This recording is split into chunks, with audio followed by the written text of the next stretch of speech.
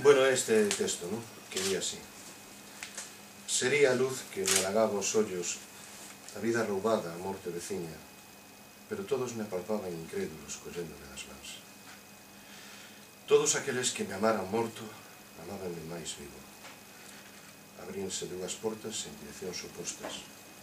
Escollín a que se abría cara a vida, co sol entrando a hito polas fiestras.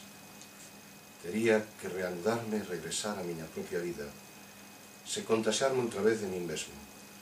Retocaría o guión e mudaría outra vez de personaxe, retomando a perdida aprendizaxe.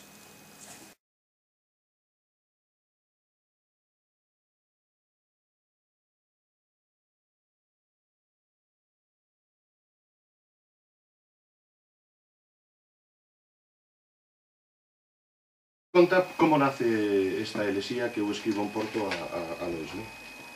E que ven no libro que se presentamos. Recibín noticia da morte de Lois unha mañá, non lembro se cedo, creo que sí, estaba na Coruña, un velo. Ali estaba a súa familia e algúns amigos.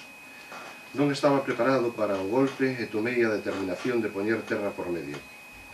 Daquela traballaba no CDG, marchábamos para Portugal a facer algunhas funcións, non recordo que obra.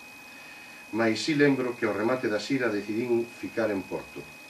Precisaba enfrontarme ao silencio, ao afogo, á soidade e á orfandade, unha ausencia difícil de encaixar. Precisaba evocar a Jack London e a Conrad, aqueles autores dos que tanto gostábamos os dous. Necesitaba sentirme só, único na despedida. O que menos ancellaba era escoitar as palabras dos amigos ou as caricias do meu amor. Esta borracheira, esta pelexia tiña que ser compartida só, coa sombra de Lois e coa recendo da súa alma e do seu corazón.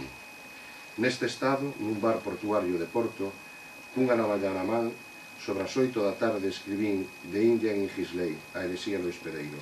Un poeta admirado por ambos prestou a cita ao texto: e a morte non terá señorío, Dylan Thomas. E aí vai a elexía. Limpei os meus ollos, respirei fondo, e erguín os meus gastados 78 kilos de carne da mesa na que bebía. Abrín o libro e ollei a foto. A foto na que os 10 mirábamos a vida desde alento dun mundo que se nos ía. E el que o apostaba. Mirei a Miguel Mato.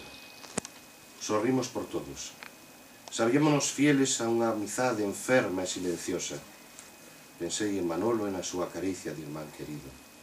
E entón decidino. Fixen a maleta e marchei na procura do sol. Levaba odio á patria no corazón e a ansia de regresar recuperado, libre de tanta miseria e desmesura como nos últimos anos contemplei. Amei o esplendor do sur, dormir en frescas tabernas, comprometime nunha despedida de voz solitario, maldecín, busquei pelexia, e só atopei a inmortalidade na entreperna daquela muller. No fondo dos seus ollos verdes, achei o corredor da luz que vence a morte e estreitei a man de Lois na outra beira. Foi o resplandor da Confederación, o adeus a bella Georgia, o sable de Lee. Agora só pode evocar a viaxe ou retornar sobre un disco amado, un poema, unha baía con piratas, as cadeiras dunha India Maracaibo, se cadra fuxir, Sitting Bull e ese desfacerse de tambores nas pradeiras.